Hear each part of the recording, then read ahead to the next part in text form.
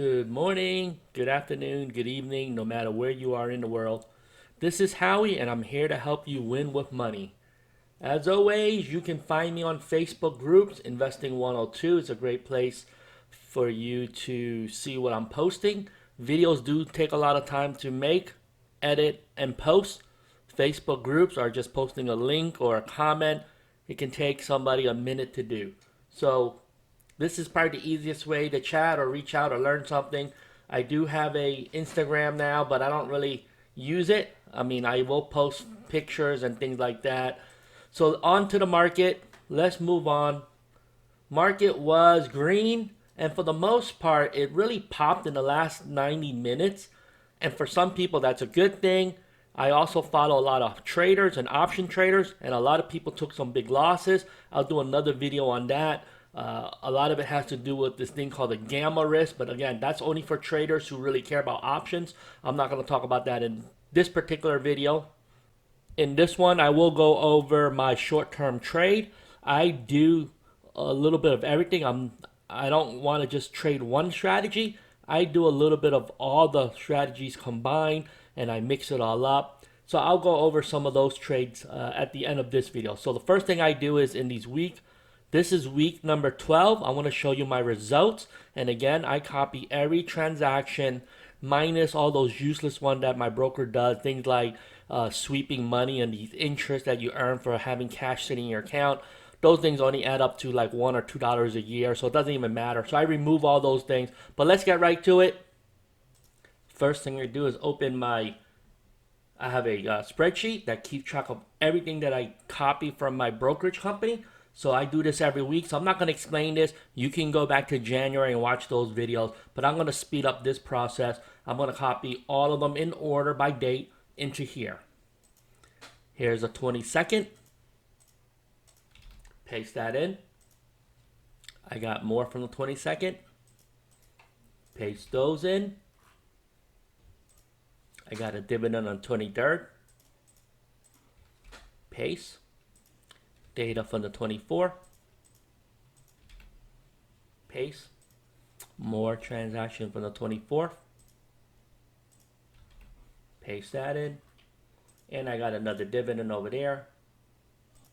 And then on the 25th, I got another dividend here. I did the ROKU trade. Paste that in. And then we got to grab the data from the 26th.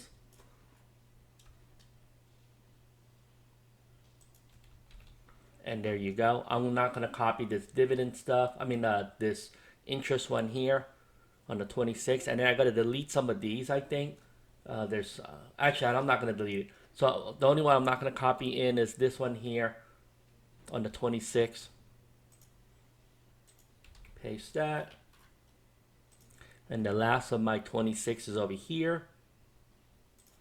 And then you want to paste that. So let me do some quick editing and formatting. I do this every time. I know you guys seen it hundreds of times now, but for those who never seen it, I'm just going to format everything here. I use formulas so that none of this is, not all of it is done by hand.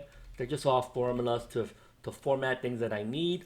I'm going to hide this now, and I'm going to just speed up this recording now.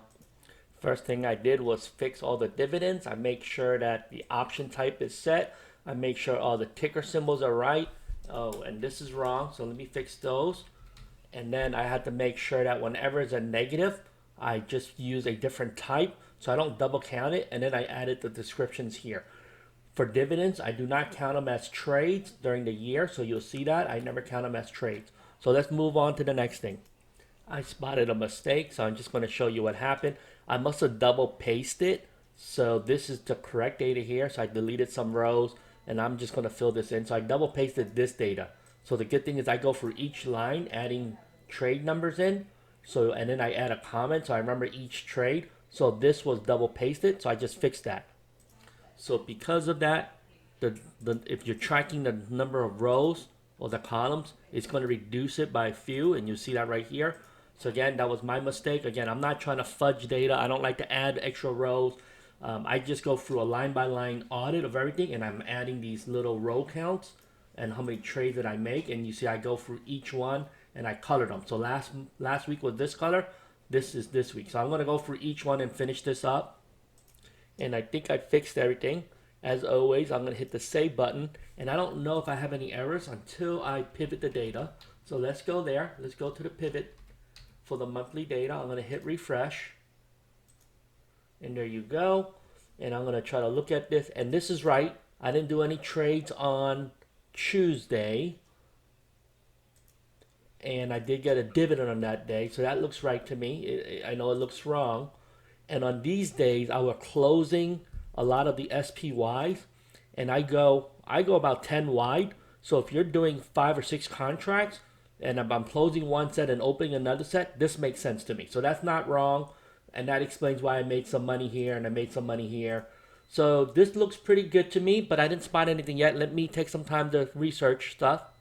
Let's go to here. Let's hit the refresh. And that's what my new numbers look like for March. March is ending. So I have a few more trading days for March. And let's just copy this over. Obviously, these numbers don't change anymore. You see that? So my March numbers and quarter one looks really good. I'm up to $16,000. And the dividends for this month is $900. So that's pretty good. Let's just take a look at, now this one you don't really care. I pivoted on holdings and you see how it changes. So that looks good. This looks good. I'm going to copy the data in. Go back to here. You see my little tracker. I'm going to paste in the number over here. And you see my average is slightly going up. And let me just finish out these numbers here. March will end. If you look at the calendar, next week will technically bring us to April. So I'm going to change this slightly and start editing this. And let's just talk about what I just did. I fixed the numbers. I only did 21 trades this week. Last week I did 18. And you see I'm actually downtrending. So I added a new metrics here. So I build this as I go. You see this? I changed this. I added a new column for number of weeks. I changed this to be a formula. So going forward, this is going to be easy. I'm going to track the number of trades. And then this is a formula now. I will divide the number of trades that I've done, divide it by the week number that I'm at, and then multiply by 52. And this tells me how many trades I will have. So based on this average, I'm actually falling behind, and I projected to have over 1,600 trades this year. So that's the math and the trending. Again, I'm not trying to fake trades just to double count stuff, and I'll show you what I mean when I get into the details. But in summary, my average is going up because I am doing a fewer trade the last 2 weeks, and my profits are going up. So that looks really great. No matter how you look at this, it's still pretty good. Even if you remove the dividend out of it, here you go. If you remove the dividend of 1,300, that's still pretty good. It still implies that I made over $14,500. But we'll track those because I like to just really track more of the passive income or options income. So let's take a look at the details of some of the trades. The first thing I'm looking at is EA dividend. You see that the first dividend actually was paid last year, so there is no trade count. And I don't count trades in 2021 because dividends don't count. But what you should notice is look how the dividends grow. And so with the $25 that I received 3 months ago, it added another 3 cents in dividends. So this is the beauty of tracking it. You can see how things grow. EA didn't pay a dividend until last December. So 3 months ago was the first, or technically 4 months ago, was the first dividend that EA paid out. And I'm on my second dividend with EA. I'm looking forward to see how that grows over next year or the next 5 years. Let's go to my short dated trade. So I did a ROKU trade. And let me fix that. This should be a credit spread, so I fixed that. Okay, so let me explain what this one is. I did a 1 day to expiration. So I did it on a Thursday, closed it on a Friday. And because it's short dated, I'm only going to count that as one trade. And if you look at the profit, you can see it. I made $25.94. So this is how you get into the details when you minus all the commission. So this is really a good way to see what really happened. And from a trade point of view, the short dated ones, the only reason why I'm counting it as one trade and not two is because I don't want you guys to think I'm just doing this to hit my 1,500 trades the shortcut way, right? If you count everything, every time you buy and sell, like that's why I don't count rows. I count rolling as a single trade. So when I'm closing and opening a new trade, I only count rolling as a single trade. Otherwise, I'm just really making 750 trades a year. So what I'm trying to do is, in some cases, I only count it once. So this is a short trade that I did. I'm only going to count it once. Anything that I open on a Thursday and I close on a Friday or something I'm day trading, I'm never going to count that multiple times. If I trade that ticker 3 or 4 times in a day, I'm only going to count it once. This way you guys know I'm not trying to do this to show you, even though I say I only do 1,500 trades, I really did less. By counting it once, it forced me to find new opportunities throughout the year, okay? I have to find new opportunities to make money in different ways so I can hit my 1,500 trades. Another quick look at a dividend. Here you go, week 12. I got a dividend from Bank of America this week, and you can see the value is $37.67, and you can see how it's increasing over time. So this is why tracking on the spreadsheet shows you why dividends can work. You can see I'm not adding new shares. So with Bank of America, you see how I'm making money? I buy 100 shares. When bank shares go up, I make money. When it goes down, I lose money. When Bank of America pays a dividend, I reinvest it. And the reinvested dividend pay me more dividends in the future. So you can see how I was averaging about $30 in dividends over here. Then now I'm averaging $37 in dividends now. In the future, I'll hit $40 dividends every quarter, and then maybe in the future I'll hit 50 and 60 and 70, and you'll see the pattern. On top of that, I'm collecting options premium using cover calls on my 200 shares of Bank of America. My cost basis is actually right around $12, but it's actually lower. My brokerage account counts the dividends you collected into the cost basis.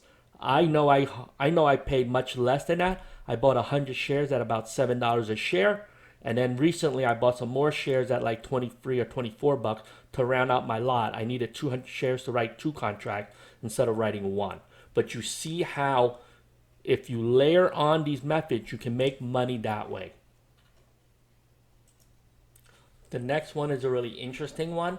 Is FSLY. You can see here's the weeks. I started this pretty recently, this number of weeks.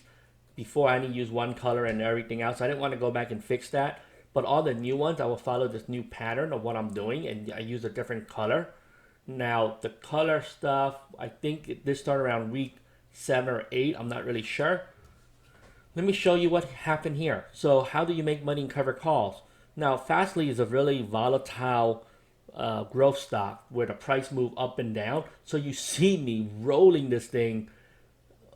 And at one point, you see I was in the money on my shares, and I have to roll it up all the way to like 110. And you see what happened after that?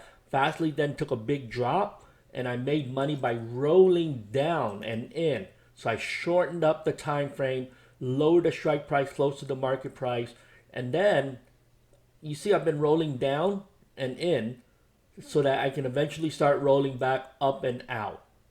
And if you look at the money I'm making, I'll just go back to like here. From week 8 to week 12, I made $517 just rolling one contract of FSLY.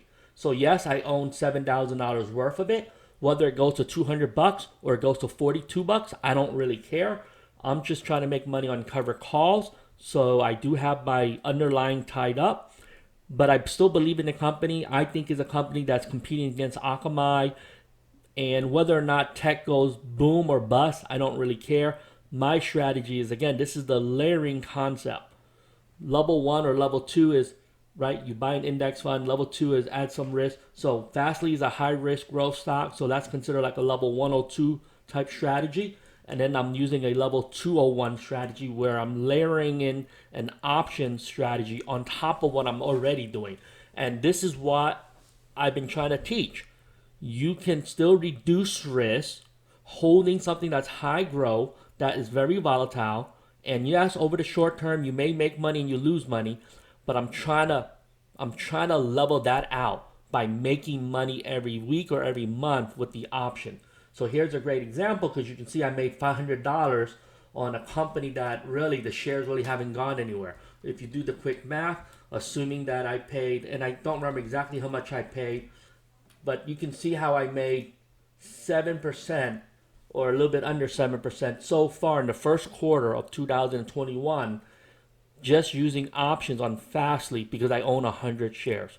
Multiply that by 4 quarters. Now, I may or may not be able to duplicate that, but that could be a 20% return on an underlying that doesn't pay a dividend. So hopefully you guys understand that. This is the reason why if you learn how to do this, you can make your market average, which is S&P 500, just try to make average, plus what options, if you make a little bit extra, I call it a dividend boost, then that's all you need. Because if you can multiply that by 10 years, 20 years, 30 years of compounding growth, that 1 or 2% of outperformance will make you more than a millionaire. And that is right. You don't need to shoot for 50% returns. You don't need to shoot for 100% returns. Literally 1 or 2% more than the market average. You will outperform, and over time, you can be a genius. You will outperform the market and you do better than an index fund. So that's what I'm trying to do. I don't need extra risk. I can just manage it using these type of strategies. Now on to Riot Blockchain. I don't want to just talk about Bitcoins when I was making money. It's also good to talk about things when Bitcoin didn't really move in the direction I want. So what am I talking about now? I have a cash secure put on Riot. And if you scroll back up a little bit, you'll remember that this thing was trading really high up there, $73. And you see, I've been trying to roll down and out. And you see that? I've been even writing it down and out. I actually rolled it in because there was a time when Bitcoin almost rebounded. Now I'm rolling down and out, down and out, down and out. You see all that? So you can see what I'm doing. And this is my last week's trade. You see that? I only counted as one, so you can see I'm not double counting stuff. And look how much I collected. Even though I'm on the wrong side of the trade, Bitcoin has been doing horrible, I still made $112 on this. Last week, or week 10, I'm sorry, that's 2 weeks ago, I made $100. And if you look at this week, it was very volatile. I did it multiple times. I made $275. So this is what it looks like when you row. You can count your loss and move on if you want. That's what a lot of people want to teach you. I don't really care. I don't own the shares of Riot. What I want to do is, even though the trade went against me, Bitcoin went down from 63,000. Well, I'm sorry, I said it wrong. I think it touched 61,000, and I think this week it touched 51,000. So it's downtrending, and so is Riot Blockchain. So what I want to do is try to reduce some risk by lowering my strike price. I would love to get it under the current market price and eventually exit the trade because I made enough money on this holding that I can move on to the next trade or the next hot thing. And you can see I made a couple $1,000 on this trade, and if you keep on scrolling up, it's in the $4,000 or $5,000 range already. I want to talk about Bitcoin prices. You can see that Bitcoin had a volatile maybe last 2 weeks, and it did touch 51,000. It is uptrending right now. It is a Saturday. Do I really care? I do care because this impacts the prices of my Riot blockchain. So we'll see what happens. If blockchain will always be volatile. That's the nature of the beast. I'm still going to roll down. I'm going to try to move my strike price, keep on going down, and prepare for the next, I don't know, there may be a big downtrend coming. Maybe Bitcoin should be trading at $34,000, $35,000, or it may shoot up to $100,000. But either way, I'm going to adjust my option prices to try to capitalize on some of that movement. So with that being said, please comment below. Let me know how you're doing. Let me know what strategies you're using, and we can talk about it. Again, there are 1,000 ways to play the options market or stock market. There is no one way that's right or wrong. If you can make profit and if you're adding money to your portfolio, that's all that we care about. I don't want to teach you that there's only one way to do it. This is not a binary choice in life. You can do hundreds of different strategies. You can do cover calls only. You can do credit spread, calendar spreads. You can do cash curve puts. You can go long, and if you're really good at it, that's wonderful. There are many ways to do it. I went long. I made some money on Lemonade earlier this year and Airbnb, and I'm looking for some other opportunities. I'm not going to go long right now because there's still some volatility in the market. So I want to play spreads. I'm actually betting more on the call side right now because I think the market has a better chance of dropping 5 or 10%, but very rarely will it pop 20% up. So I'm going to keep on mostly playing the call side right now until we'll see what happens with the market. Let's do this together. Let's make $1 at a time. As always, have a profitable day. Bye-bye.